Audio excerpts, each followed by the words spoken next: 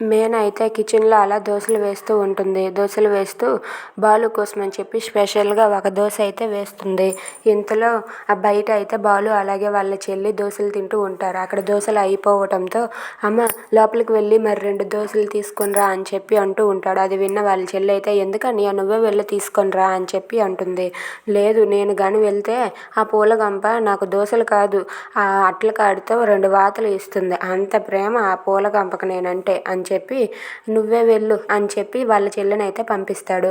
ఇక మీనా అయితే వాళ్ళ ఆయన కోసం అని చెప్పి స్పెషల్గా దోశ వేస్తుంది. అది వాళ్ళ చెల్లికి ఇచ్చి ఇదిగో ఇది మీ అన్నయ్యకి మాత్రమే ఇవ్వు, నువ్వు అస్సలు తినవద్దు అని చెప్పి అంటూ ఉంటుంది. ఇక ఆ దోశని తీసుకుని వచ్చి అన్నయ్య ఈ దోశ నీకోసమే స్పెషల్ అంట అని చెప్పి ఆ దోశ ఇస్తుంది. ఇక ఆ దోశ మీద సారీ అని చెప్పి రాసి ఉంటుంది.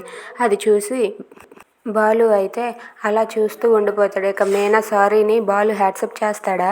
Thanks for watching friends. Please subscribe our channel. Thank you.